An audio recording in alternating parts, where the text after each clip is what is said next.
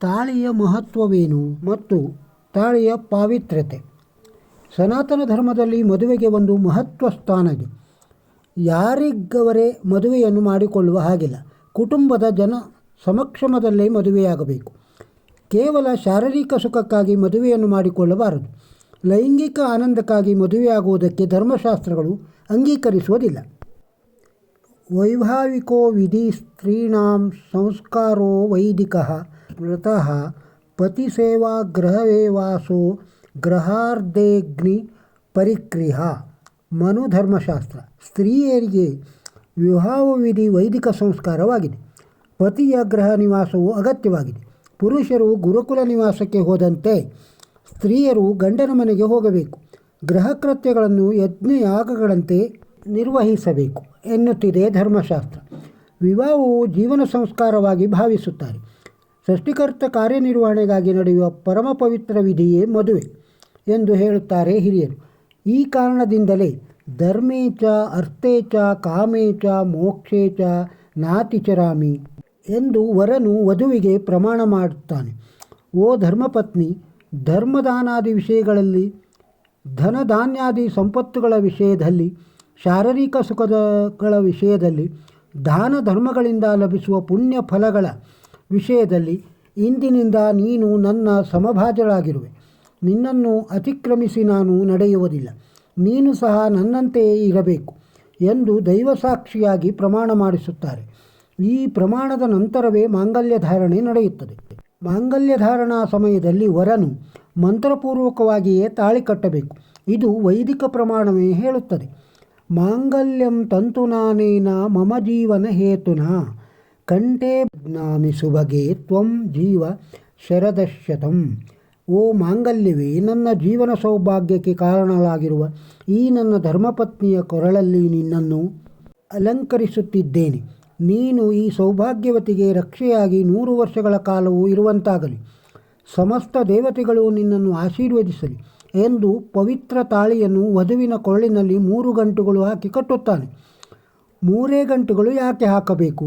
ಇದರ ಅರ್ಥವೇನೆಂದರೆ, ತ್ರಿಮಾತೆಯರಾದ ಲಕ್ಷ್ಮೀ, ಸರಸ್ವತಿ, ಪಾರ್ವತಿಯರ ಸಾಕ್ಷಿಯಾಗಿ, ತ್ರಿಮೂರ್ತಿಗಳಾದ ಬ್ರಹ್ಮ, ವಿಷ್ಣು, ಮಹೇಶ್ವರರ ಸಾಕ್ಷಿಯಾಗಿ, ತ್ರಿಸಂಧ್ಯಗಳ ಸಾಕ್ಷಿಯಾಗಿ, ಋಗ್, ಯಜು, ಸಾಮಗಳೆಂಬ ತ್ರಿವೇದಗಳ ಸಾಕ್ಷಿಯಾಗಿ 3 ಗಂಟುಗಳನ್ನು ಹಾಕಿಸುತ್ತಾರೆ. 3 ಗಂಟುಗಳು ಹಾಕಿದ ನಂತರ ಅರಿಶಿಣ ಕುಂಕುಮಗಳನ್ನು ಆ ಗಂಟುಗಳ ಮೇಲೆ ಇಟ್ಟು ವರನು ತಾಳಿಗೆ ನಮಸ್ಕರಿಸುತ್ತಾನೆ. ಪವಿತ್ರತಾ ಸೂಚಕವಾಗಿ ತಾಳಿಯ ದಾರವನ್ನು ಅರಿಶಿಣದಿಂದ ಸಂಸ್ಕರಿಸುತ್ತಾರೆ. ತಾಳಿಯ ಸೂತ್ರದಲ್ಲಿ ತಾಳಿಗಳನ್ನು ಮುತ್ತೈದೆಯರು ಮಾತ್ರ ಪೊಣಿಸಬೇಕೆಂಬ ನಿಯಮವೂ ಇದೆ. ಕೆಲವರು ಮದುವೆಗೆ ಮುಂದಿನ ದಿನವೇ ತಾಳಿಯನ್ನು ದೇವರ ಮುಂದೆ ಇಟ್ಟು ದೇವರ ಆಶೀರ್ವಾದಗಳನ್ನು ಬಯಸುತ್ತಾರೆ.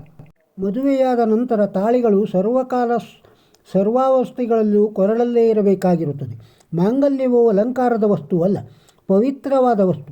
ಎಂಥ ಕಾಮುಕ ಪುರುಷನಾದರೂ ತಾಳಿಯನ್ನು ನೋಡಿದ ಕೂಡಲೇ ತಲೆ ತಗ್ಗಿಸಿ ಕೈ ಮುಗಿಯುವಂತಹ ಮಹತ್ವ ತಾಳಿಗೆ ಇದೆ. ಜನಿವಾರ ಮತ್ತು ಶಿವದಾರ ಹೇಗೆ ಪವಿತ್ರವಾದವೋ, ತಾಳಿಯು ಸ್ತ್ರೀಯರಿಗೆ ಪವಿತ್ರವಾದದ್ದು. ತಾಳಿಯ ಮಹತ್ವವನ್ನು ಕಣ್ಣಾರೆ ನಾವೇ ಕಾಣಬಹುದು. ತಾಳಿ ಕೊರಳಲ್ಲಿ ಬೀಳುವುದಕ್ಕೆ ಮುಂದೆ ಇರುವ ಹೆಣ್ಣಿನ ವರ್ತನೆಗೂ ಮದುವೆಯಾದ ನಂತರ ಇರುವ ಹೆಣ್ಣಿನ ವರ್ತನೆಗೂ ಬಹು ವ್ಯತ್ಯಾಸವಿರುತ್ತದೆ. ನೋಡುವ ನೋಟ, ಆಡುವ ಮಾತು, ಮಾಡುವ ಚೇಷ್ಟೆ, ಮನಸ್ಸಿನ ಬಯಕೆ ಎಲ್ಲದರಲ್ಲಿಯೂ ನಾವು ಬದಲಾವಣೆಯನ್ನು ಕಾಣಬಹುದು. ಇದೆಲ್ಲ ತಾಳಿಯ ಮಹತ್ವವೇ. ತಾಳಿ ಕೊರಳಲ್ಲಿ ಬಿದ್ದ ದಿನದಿಂದಲೇ ಹೆಣ್ಣಿನ ನಡೆನುಡಿಗಳಲ್ಲಿ ಬದಲಾವಣೆಗಳು ಸ್ವಾಗತಾರ್ಹವೇ. ಮೊದಲಿನಂತೆಯೇ ಎಲ್ಲರ ಜೊತೆಯಲ್ಲಿ ಮಾತನಾಡುವುದು, ಆಡುವುದು, ಕೂಗುವುದು, ಕುಪ್ಪಳಿಸುವುದು, ಕುಣಿಯುವುದು ನಡೆಯೋಲ್ಲ. ಕುಮಾರಿ ಸ್ವಾತಂತ್ರ್ಯವು ಹೀಗಿರುವುದಿಲ್ಲ. ಈಗ ಅವಳು ಪರವಸ್ತುವಾಗಿದ್ದಾಳೆ. ಅಣ್ಣ ತಮ್ಮಂದಿರ ಜೊತೆ ಜಗಳವಾಡುವುದು, ಅಮ್ಮ ಅಪ್ಪನ ಜೊತೆ ಮುನಿದುಕೊಂಡು ಮಲಗುವುದು ಅವಳಿಗೆ ಈಗ ಸರಿಯಲ್ಲ. ವರನಾಗಿ ಮದುವೆ ಮಾಡಿಕೊಂಡಿರುವವನ ಬಾಧ್ಯತೆಯು ಕಡಿಮೆ ಏನಲ್ಲ. ಮೊದಲಿನಂತೆ ಗೆಳೆಯರ ಜೊತೆ ತಿರುಗುವುದು, ಅರ್ಧರಾತ್ರಿಗೆ ಮನೆಗೆ ಸೇರುವುದು, ಕೆಲಸಗಳನ್ನು ಅಣ್ಣ ಅಪ್ಪಂದಿರ ಮೇಲೆ ಹಾಕಿ ಹಾಯಾಗಿ ತಿರುಗಾಡುವುದನ್ನು ಬಿಡಬೇಕು. ಮದುವೆಯಾದ ನಂತರ ಸದಾಕಾಲವೂ ಹೆಂಡತಿಯ ಜೊತೆಯಲ್ಲಿ ಸರಸವಾಡುತ್ತಾ ಇರಬಾರದು. ಹಾಗೆಂದು ಮಾತನಾಡದೇ ಇರಬಾರದು ಅಂತಲ್ಲ. ಮದುವೆಯಾದ ಹೆಣ್ಣನ್ನು ಅರ್ಧಾಂಗಿ ಎನ್ನುತ್ತಾರೆ. ಅರ್ಧಾಂಗಿ ಅಂದರೆ ಗಂಡಿನ ಶರೀರದಲ್ಲಿ ಭಾಗವನ್ನು ಆಕ್ರಮಿಸಿದವಳು ಎಂದರ್ಥ. ಹೆಂಡತಿಯನ್ನು ಅರ್ಧಾಂಗಿಯೇ ಕಾಣಬೇಕು. ಮನ್ನಿಸಬೇಕು, ಪ್ರೀತಿಸಬೇಕು. ಹುಟ್ಟಿ ಬೆಳೆದಿರುವ ಮನೆಯನ್ನು ಬಿಟ್ಟು ಬಂದ ಮಡದಿಗೆ ಮನನೋವಾಗದಂತೆ ಮಾತನಾಡಬಾರದು. ಹೆಂಡತಿ ಎಂದರೆ ಗೆಳತಿ, ಸಾಧಾರಣ ಗೆಳತಿಯಲ್ಲ. ಸಾವಿನ ತುದಿ ಗಳಿಗೆಯವರೆಗೂ ಜೊತೆ ಬಿಡದ ಮಹಾ ಗೆಳತಿ. ಮಾಂಗಲ್ಯದ ಪವಿತ್ರತೆಯನ್ನು ಗಂಡ ಹೆಂಡತಿಯರಿಬ್ಬರೂ ಅಜೀವ ಪರ್ಯಂತವೂ ಕಾಪಾಡಿಕೊಂಡು ಬರಬೇಕು. ಎಂಥ ಸಮಸ್ಯೆಗಳು ಎದುರಾದರೂ ವಿವಾಹ ಬಂಧನದಲ್ಲಿ ಬಿರುಕು ಬರಬಾರದು. ನೊಂದುಕೊಳ್ಳುವ ವಿಷಯದಲ್ಲಿಯೂ ಹೊಂದಿಕೊಂಡೇ ನಡೆಯಬೇಕು. ಇದು ತಾಳಿಯ ಪವಿತ್ರ ಧರ್ಮ. ಸಂಗ್ರಹ: ಸನಾತನವೇ ಸತ್ಯ, ಸನಾತನವೇ ಶ್ರೇಷ್ಠ, ಸನಾತನವೊಂದೇ ವಿಶ್ವಧರ್ಮ. ಈ ವಿಡಿಯೋ ನಿಮಗೆ ಇಷ್ಟವಾಗಿದ್ದರೆ ಒಂದು ಲೈಕ್ ಕೊಡಿ. ಇದನ್ನು ಬೇರೆಯವರಿಗೂ ಶೇರ್ ಮಾಡಿ. ನಮ್ಮ ಚಾನಲಿಗೆ ಸಬ್ಸ್ಕ್ರೈಬ್ ಆಗದೇ ಇದ್ದರೆ ಸಬ್ಸ್ಕ್ರೈಬ್ ಆಗಿ. ಮತ್ತೊಂದು ವಿಡಿಯೋದೊಂದಿಗೆ ಸಿಗೋಣ. ನಮಸ್ಕಾರ.